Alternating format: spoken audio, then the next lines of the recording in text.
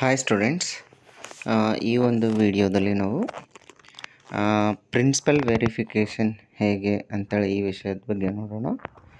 ಈಗಾಗಲೇ ನೀವೆಲ್ಲ C E ಟಿಗೆ ಅಪ್ಲಿಕೇಶನನ್ನು ಹಾಕಿದ್ರಿ. ಅಪ್ಲಿಕೇಶನ್ನ ಒಂದು ಸೆಟ್ ಜಿರಾಕ್ಸ್ ಕಾಪಿ ಮತ್ತು ಅದ್ರ ಜೊತೆಗೆ ಏನಪ್ಪ ಅಂದರೆ ನೀವು ಯಾವೆಲ್ಲ ಡಾಕ್ಯುಮೆಂಟ್ಸನ್ನು ಹಾಕಿದ್ರಿ ಅವೆಲ್ಲ ಒರಿಜಿನಲ್ ಡಾಕ್ಯುಮೆಂಟ್ಸನ್ನು ತಗೊಂಡು ಒಂದು ಸೆಟ್ ಜಿರಾಕ್ಸನ್ನು ತಗೊಂಡು ನೀವು ಪ್ರಿನ್ಸಿಪಾಲ್ ಹತ್ರ ಹೋಗ್ಬೋದು. ನೀವು ಕಲ್ತಿರ್ತಕ್ಕಂಥ ಕಾಲೇಜಿನ ಪ್ರಿನ್ಸಿಪಾಲ್ರಿಗಾದರೂ ಭೇಟಿಯಾಗ್ಬೋದು, ಅಥವಾ ಇನ್ಯಾವುದೇ ನಿಮ್ಗೆ ನಿಯರ್ ಇರ್ತಕ್ಕಂಥ ಕಾಲೇಜಿನ ಪ್ರಾಂಶುಪಾಲರಿಗೂ ಕೂಡ ಭೇಟಿಯಾಗ್ಬೋದು.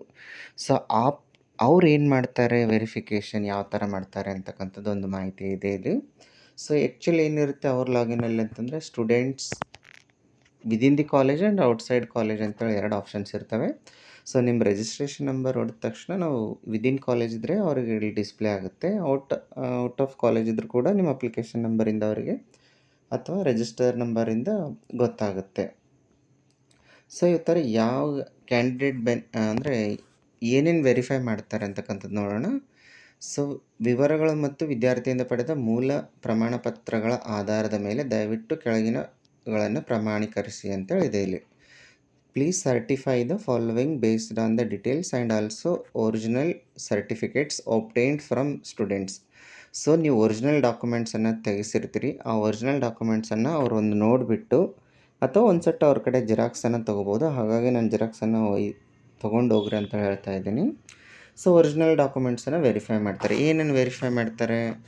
ಸೊ ಕರ್ನಾಟಕದಲ್ಲಿ ಎಷ್ಟು ವರ್ಷಗಳ ಕಾಲ ಅಧ್ಯಯನ ಮಾಡಿದೆ, years of study in Karnataka. So usually ನಾವು ಕನ್ನಡ ಮಾಧ್ಯಮ ಅಂತೇಳಿ ಒಂದು ಸರ್ಟಿಫಿಕೇಟ್ ತೆಗೆಸ್ತೀವಿ. 10 ಇಯರ್ಸ್ ನಾವು ಕರ್ನಾಟಕದಲ್ಲಿ ಓದಿದರೆ ಇದು ಅಪ್ಲೈ ಆಗುತ್ತೆ. ಆ ಮಕ್ಕಳು ಮಾತ್ರ ಇದನ್ನು ವೆರಿಫೈ ಮಾಡಿಸ್ಬೋದು. ಅಥವಾ ಕರ್ನಾಟಕದಲ್ಲಿ ಕನ್ನಡ ಮಾಧ್ಯಮದಲ್ಲಿ ವರ್ಷಗಳ ಅಧ್ಯಯನ, ಸೊ ಎಷ್ಟು ವರ್ಷಗಳ ಅಧ್ಯಯನ. ಸೊ ಅದಾದ ನಂತರ ಕರ್ನಾಟಕದ ಗ್ರಾಮೀಣ ಜಿಲ್ಲೆಗಳಲ್ಲಿ ವರ್ಷಗಳ ಅಧ್ಯಯನ. ಸೊ ನೀವೇನಾದರೂ ರೂರಲ್ ಸರ್ಟಿಫಿಕೇಟನ್ನು ಅಪ್ಲೈ ಮಾಡಿದ್ರಿ ಗ್ರಾಮೀಣದಲ್ಲಿ ಓದಿದರೆ, ಸೊ ಅಂಥವ್ರು ಮಾತ್ರ ಇದನ್ನು ವೆರಿಫೈ ಮಾಡ್ಕೋಬೇಕಾಗತ್ತೆ. ಅಲ್ಲಿ ವೆರಿಫೈ ಮಾಡಿ ಅವರು ವೆರಿಫಿಕೇಷನನ್ನು ಮಾಡ್ತಾರೆ. ಸೊ ನೆಕ್ಸ್ಟ್ ಭಾಷಾವಾರ ಹಕ್ಕುಗಳಿಗಾಗಿ ಕರ್ನಾಟಕದಲ್ಲಿ ವರ್ಷಗಳ ಅಧ್ಯಯನ ಇದು ಒಂದಿದೆ. ಇದು ಮೋಸ್ಟ್ಲಿ ಮ್ಯಾಕ್ಸಿಮಮ್ ಸ್ಟೂಡೆಂಟ್ಸ್ಗೆ ಇದು ಅಪ್ಲೈ ಆಗೋಲ್ಲ. ಸೊ ಧಾರ್ಮಿಕ ಹಕ್ಕುಗಳಿಗಾಗಿ ಕರ್ನಾಟಕದಲ್ಲಿ ವರ್ಷಗಳ ಅಧ್ಯಯನ ಅಂತ ಹೇಳಿದೆ, ಇದು ಕೂಡ ಮ್ಯಾಕ್ಸಿಮಮ್ ಸ್ಟೂಡೆಂಟ್ಸಿಗೆ ಅಪ್ಲೈ ಆಗಿರಲಿಕ್ಕಿಲ್ಲ. ಸೊ ಮೇನ್ ಇಂಪಾರ್ಟೆಂಟ್ ಏನಪ್ಪ ಅಂದರೆ ನೀವು ಇಲ್ಲಿ ಕನ್ನಡ ಮಾಧ್ಯಮ ಮತ್ತು ರೂರಲನ್ನು ಏನಾದರೂ ಅಪ್ಲೈ ಮಾಡಿದ್ರಿ ಅಂಥ ವಿದ್ಯಾರ್ಥಿಗಳು ಮಾತ್ರ ನೀವು ಪ್ರಾಂಶುಪಾಲರಿಗೆ ಭೇಟಿ ಮಾಡಿ ನಿಮ್ಮ ಅಪ್ಲಿಕೇಶನನ್ನು ವೆರಿಫೈ ಮಾಡಬೇಕಾಗುತ್ತೆ. ಬಟ್ ನಾನು ಇಲ್ಲಿ ರೂರಲ್ ಅಪ್ಲೈ ಮಾಡಿಲ್ಲ, ಕನ್ನಡ ಮಾಧ್ಯಮ ನನಗೆ ಬರಲ್ಲ ಅಂತಂದರೆ ನೀವು ಯಾವುದೇ ವಿಚಾರಕ್ಕೆ ನಿಮ್ಮ ಕಾಲೇಜಿನ ಪ್ರಾಂಶುಪಾಲರಿಗೆ ಭೇಟಿ ಆಗ್ತಕ್ಕಂಥದ್ದು ಅವಶ್ಯಕತೆ ಇಲ್ಲ.